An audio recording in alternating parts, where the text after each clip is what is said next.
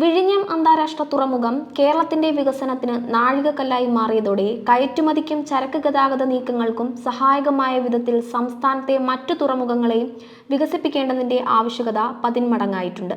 ഇന്നലെ ചേർന്ന മന്ത്രിസഭാ യോഗത്തിൽ ബേപ്പൂർ തുറമുഖം PPP മാതൃകയിൽ വികസിപ്പിക്കുവാൻ തീരുമാനിച്ചത് ഇതിന്റെ കൂടി അടിസ്ഥാനത്തിലാണ്. ഇടതുപക്ഷ ജനാധിപത്യ മുന്നണി സർക്കാർ അധികാര തുടർച്ചയിൽ ഉണ്ടായിരുന്ന ഈ 10 വർഷത്തിനിടെ ബേപ്പൂർ തുറമുഖത്തിന്റെ വികസനത്തിനായി ഒട്ടേറെ പദ്ധതികളാണ് തയ്യാറാക്കി നടപ്പിലാക്കിയത്. നിലവിൽ രാജ്യാന്തര നിലവാരത്തിലേക്ക് ഉയർത്താനും international ship and port facility security certification നേടാനും ബേപ്പൂരിന് കഴിഞ്ഞിരുന്നു. വിദേശ കപ്പലുകൾ അടക്കമുള്ളവയ്ക്ക് അടുക്കാൻ തക്ക വിധത്തിലുള്ള സജ്ജീകരണങ്ങളും രാജ്യാന്തര അനുമതികളും ബേപ്പൂരിന് ലഭ്യമായിരുന്നതാനും വിദേശ ചരക്ക് യാത്രാ കപ്പലുകൾ അടക്കമുള്ളവയ്ക്ക് ബേപ്പൂരിലേക്ക് എത്താനും ചരക്ക് നീക്കം നടത്താനും നിലവിൽ സാധ്യമാകും. എന്നാൽ പോർട്ട് സിറ്റി എന്ന ലക്ഷ്യത്തോടെ സംസ്ഥാന സർക്കാർ പ്രഖ്യാപിച്ച പദ്ധതി ബേപ്പൂരിന്റെ സമഗ്രമായ വികസനത്തിനാണ് ആക്കം കൂട്ടുക. മൊത്തത്തിൽ 2000 കോടിയുടെ വികസന പ്രവർത്തനങ്ങളാണ് ലക്ഷ്യമിട്ടിരിക്കുന്നത്. ഈ പദ്ധതി വിഴിഞ്ഞം സിയാൽ മോഡൽ നടപ്പിലാക്കാനാണ് സർക്കാർ തീരുമാനിച്ചിരിക്കുന്നത്. അതിപുരാതന തുറമുഖങ്ങളിൽ ഒന്നാണ് ബേപ്പൂരിലേത്. നൂറ്റാണ്ടുകളോളം അറബി നാടുകളുമായുള്ള വ്യാപാര ബന്ധത്തിന്റെ കേന്ദ്രസ്ഥാനവുമായിരുന്നു ബേപ്പൂർ. മാത്രമല്ല, മികച്ച തുറമുഖ പട്ടണം എന്ന ഖ്യാതിയുള്ളതിനാൽ തന്നെയാണ് ഇവിടെ നിന്നും ഉരുക്കൾ നിർമ്മിച്ച് അറബി നാടുകളിലേക്ക് കൊണ്ടുപോയിരുന്നതും. മലയാള നാട്ടിലെ സുഗന്ധവ്യഞ്ജനങ്ങൾ മാത്രമായിരുന്നില്ല ഉരു നിർമ്മാണവും ഇന്നും പുകൾപെറ്റതായതിന് പിന്നിലും ബേപ്പൂർ തുറമുഖം വലിയ പങ്കു വഹിച്ചിട്ടുണ്ട്.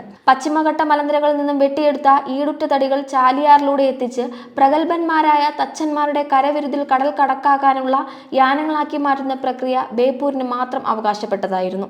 യൂറോപ്യൻ അധിനിവേശത്തോടെയാണ് ബേപ്പൂർ തുറമുഖത്തിന്റെയും പശ്ചിമേഷ്യൻ നാടുകളുമായുള്ള വ്യാപാരത്തിന്റെയും ഒരു നിർമ്മാണത്തിന്റെയും പ്രതാപം അസ്തമിച്ചത്. സ്വാതന്ത്ര്യപ്രാപ്തിക്ക് ശേഷം കടൽ വ്യാപാര രംഗത്ത് കാര്യമായ പ്രാമുഖ്യം നേടിയെടുക്കാനും നമുക്ക് സാധിച്ചില്ല.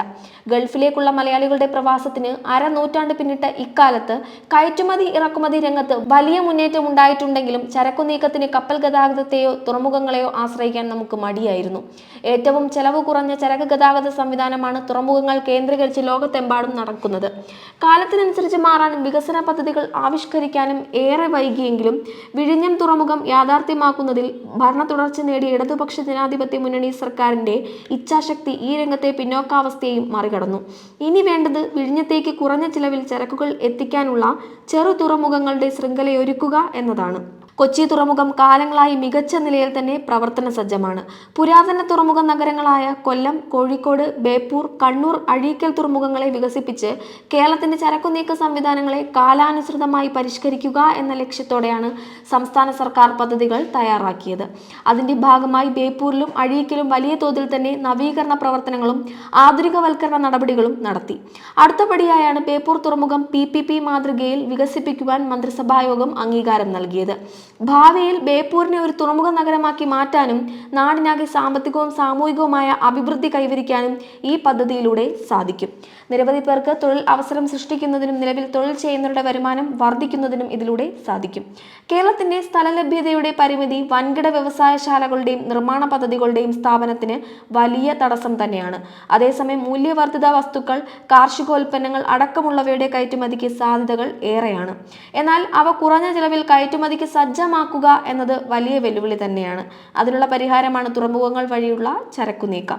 അഴീക്കൽ, ബേപ്പൂർ, കൊച്ചി, കൊല്ലം എന്നീ തുറമുഖങ്ങൾ പൂർണ്ണ തോതിൽ പ്രവർത്തന സജ്ജമാകുകയും അവിടെ നിന്നും വിഴിഞ്ഞത്തേക്ക് കയറ്റുമതി ഉൽപ്പന്നങ്ങൾ എത്തിച്ച് അന്തർദേശീയ കമ്പോളങ്ങളിലേക്ക് കൊണ്ടുപോകാനുള്ള പദ്ധതി വിജയകരമായാൽ കേരളത്തിന്റെ മുഖച്ഛായ മാറുമെന്ന് മാത്രമല്ല, സാമ്പത്തിക വികസനവും തൊഴിൽ ലഭ്യതയും ധാരാളമായി ഇവിടെ സൃഷ്ടിക്കപ്പെടുകയും ചെയ്യും. കുറഞ്ഞ ചിലവിൽ കപ്പൽ യാത്രാ സംവിധാനങ്ങൾ ഒരുക്കാനും ചെറുകിട തുറമുഖങ്ങളുടെ വികസനം സഹായകമാകും. നിലവിൽ ലക്ഷദ്വീപിലേക്കുള്ള ചരക്ക് നീക്കവും യാത്രാ സൗകര്യങ്ങളുമാണ് ബേപ്പൂരിൽ നിന്നും നടക്കുന്നത്. പുതിയ പദ്ധതി യാഥാർത്ഥ്യമാകുന്നതോടെ ഗൾഫ് നാടുകളിലേക്ക് അടക്കമുള്ള ചരക്കു നീക്കവും യാത്രാ സംവിധാനങ്ങളും ഇവിടെ നിന്നും സാധ്യമാകും.